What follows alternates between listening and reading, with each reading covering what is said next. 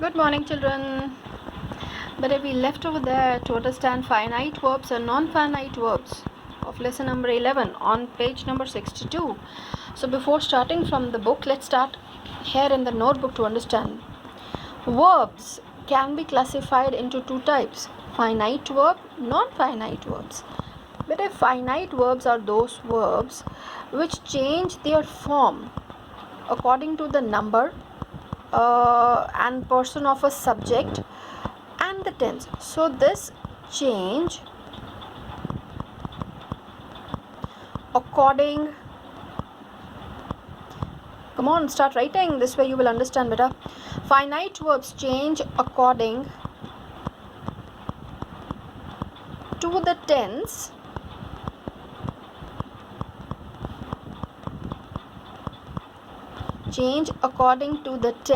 and subject.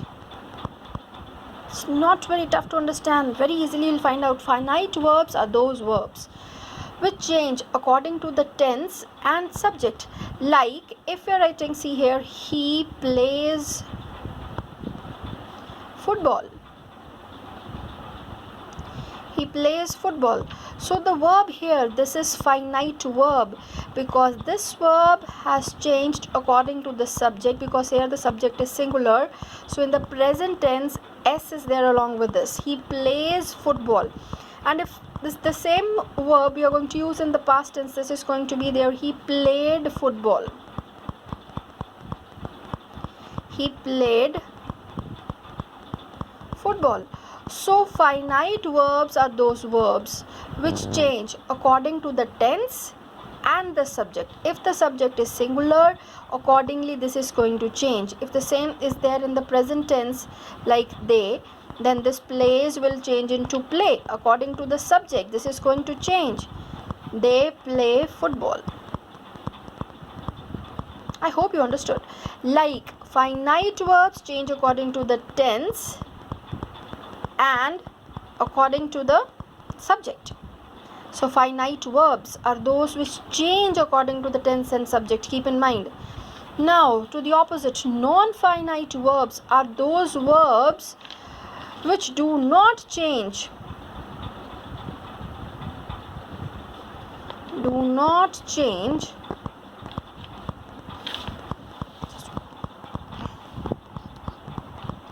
Which do not change according to tense or subject. Now how this is there, let's find out. Do not change, keep in mind, do not change.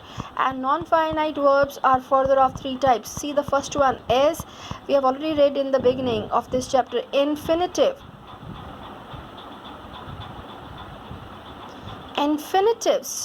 Infinitives are those verbs which have to in front, like to jump, to eat. Let us see now how to make you understand. Infinitives are non-finite verbs. Non-finite verbs do not change with the tense and the subject. Like see, if I'm going to use to eat infinitive as a sentence, I want to eat, or let it be he, that would be much easier for you to understand. If this is he wants to eat, he wants to eat an apple. Now see beta, he wants, this is finite verb, this changes according to the subject. He wants to eat, but the infinitive to eat, this is non-finite verb. This has not changed according to the subject, even if the subject is singular. Here you are not supposed to write eats. You got it? So this is non-finite verb. Non-finite verbs are those verbs which do not change according to the subject or the tense. I hope this is easier for you to understand now. We are having two types of verbs here in one sentence: finite verb, non-finite verb. So the first one is infinitive.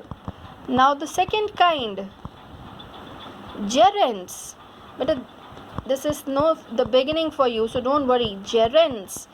But at least basics, if you will understand, it will be easy for you in higher classes to learn more about these things. Infinitives are those verbs which have to in front, and they are non-finite verbs which do not change according to the subject given or the tense. You got? Now gerunds are the verbial noun. Verbial noun. These are verbs only, but they are acting as noun in a sentence. Like if I'm going to write here, walking is a good exercise. Sorry, while writing in the phone, exercise.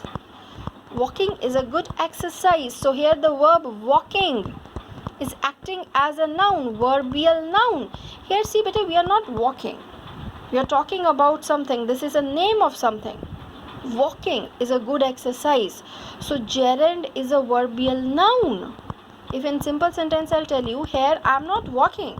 I'm not doing that. This word is actually the name of something, a process, walking. So there, this is when a verb is acting as a noun, that is called gerunds. So gerunds are non-finite verbs. Non-finite verbs do not change according to the tense or the subject. You got it? So gerunds, this is the second form of non-finite verb. Then the third one we have participles. Participles could be present or past, and participles usually they are acting as adjectives, those verbs which are acting as adjectives. Like see beta, in the present tense case, if I'm going to write I saw a jumping monkey.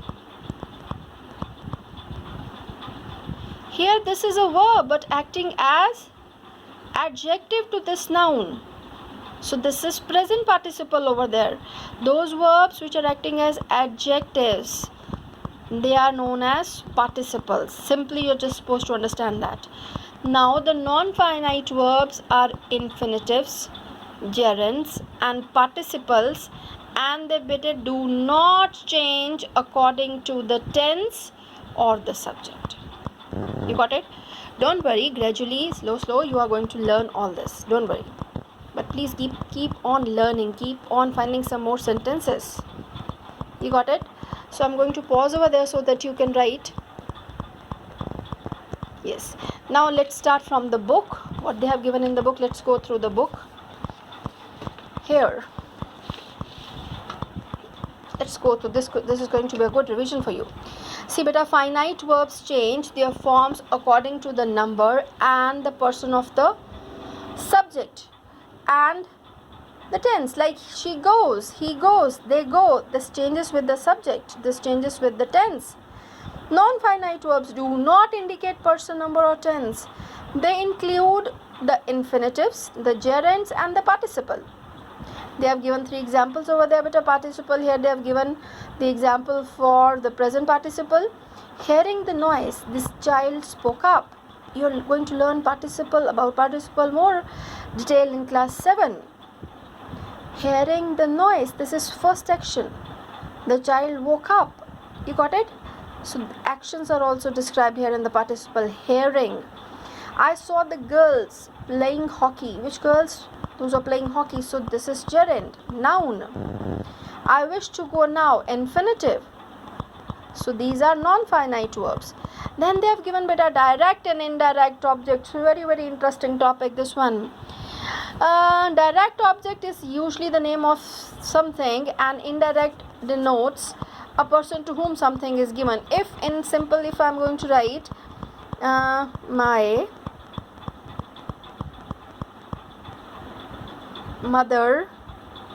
my mother gave me a present. So see, my mother gave me what? A present. So this is a direct object.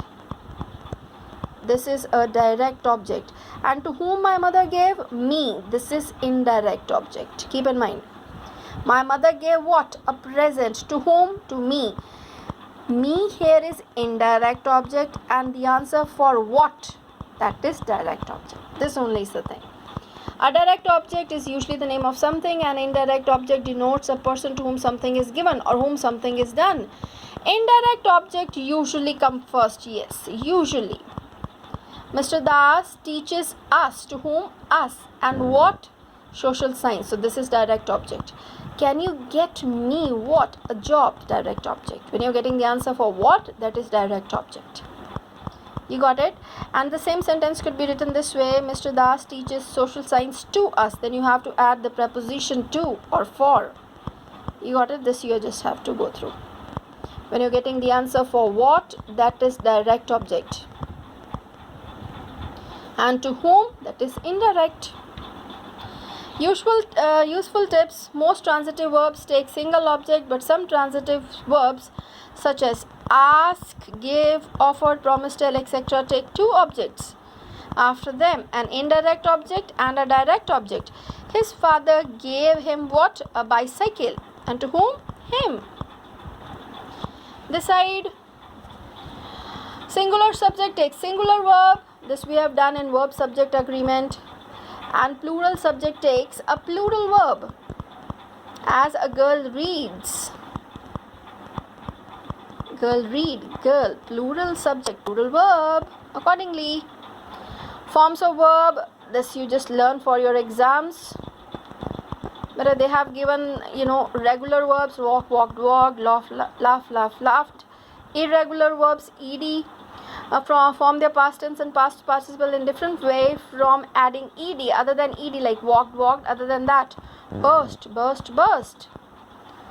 These are the same. Irregular, list of some irregular means these three remain same.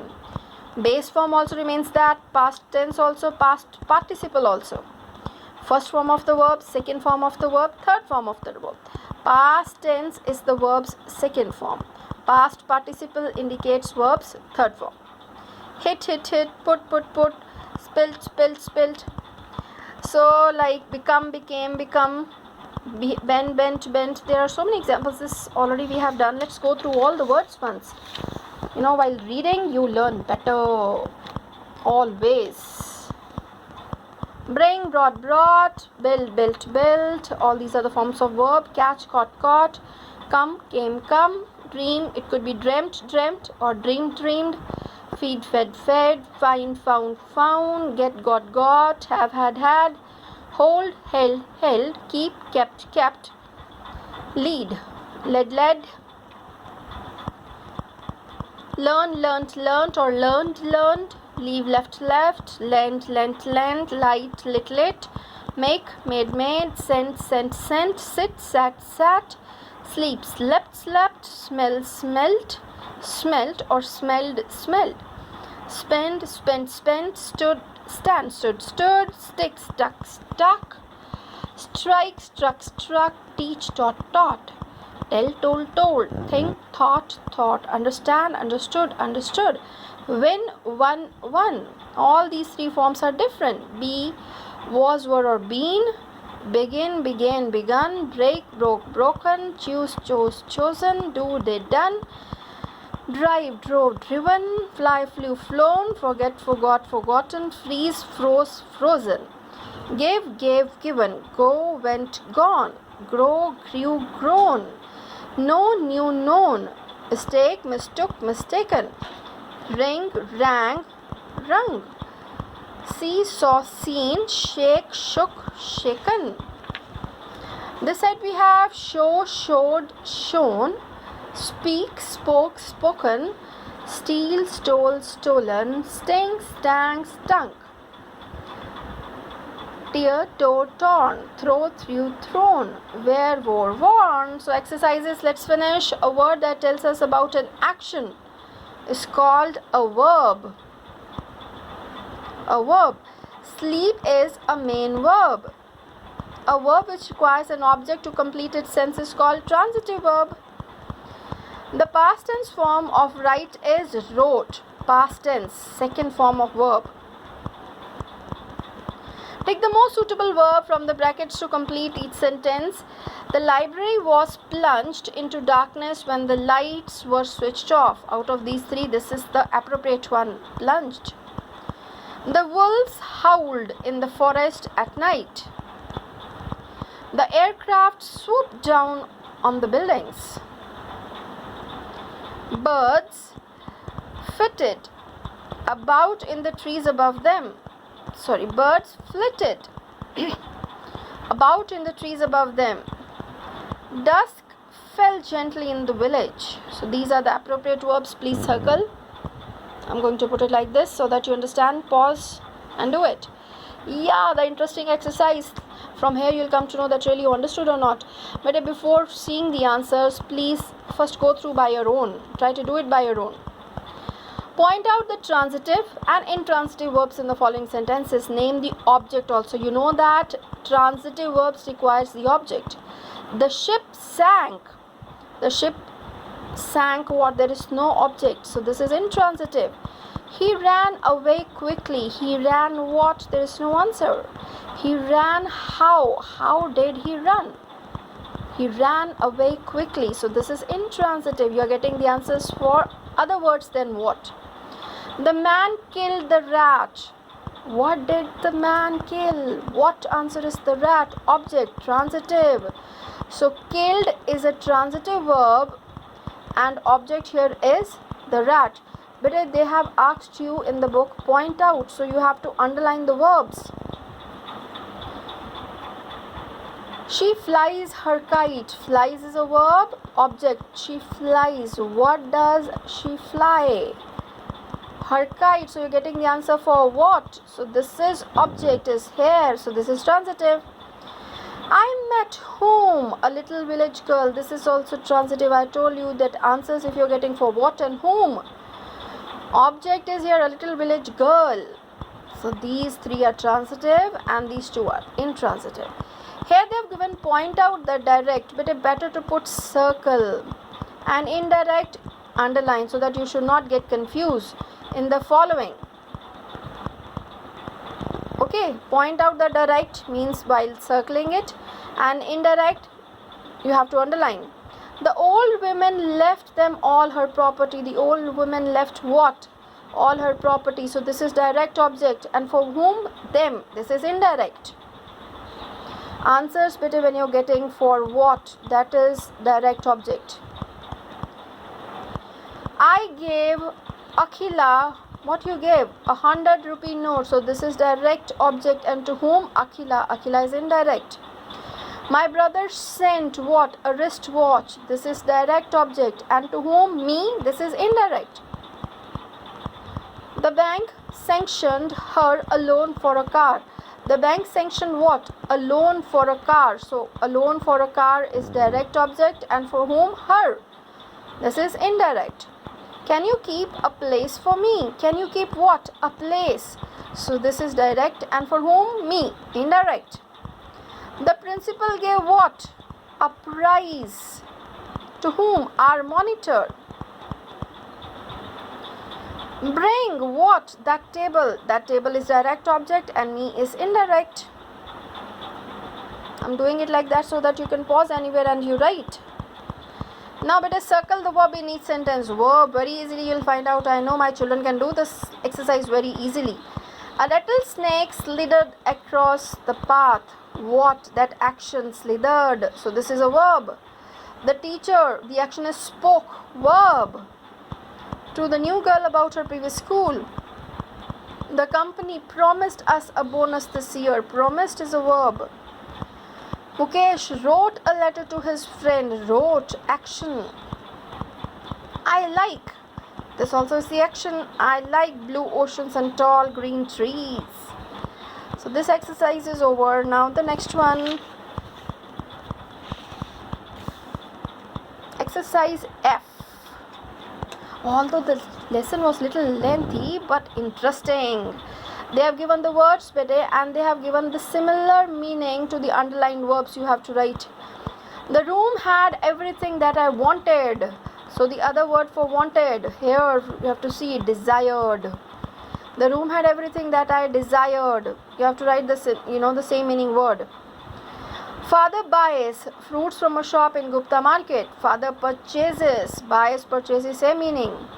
Like these words, you can increase your vocabulary. You can use instead of buys, purchases. Wanted, desired. In your sentences when you are writing the essays and letters. I selected the best staff available. I appointed the best staff available. Sunil frowned when he saw his bag lying on the floor. Frowned, got angry, showing the expressions on the forehead. Sunil scowled, same meaning, when he saw his bag lying on the floor. We admire the work Mrs. Sonia has done for the poor. We appreciate the work Mrs. Sonia had done for the poor, same. Then choose the verbs from the box which have the meaning as given below. Send goods to another country, export. Send goods to another country, export. Find out something exciting but not yet known, discover. Get better after an illness, accident, shock, etc., recover. Show regret for doing wrong, apologize. Regret means feeling sorry. Show regret for doing wrong, apologize. Put something inside or into something else, insert. Make someone feel happy, interested or eager, excite. These are the give one word. Speak or say something in a very low voice, whisper. Correct something that is wrong, rectify. Correct something that is wrong, rectify. You got it? So here you can pause and write. So this is all over for this lesson, bete. Thank you, God bless you, but please keep reading good books. This is really going to improve your English. Thank you.